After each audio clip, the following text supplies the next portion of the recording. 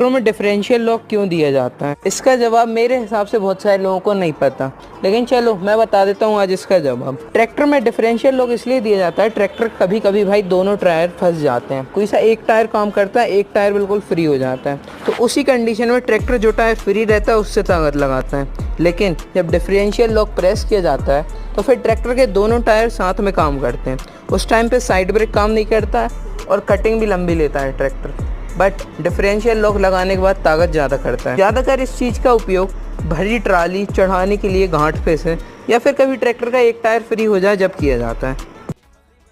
कुछ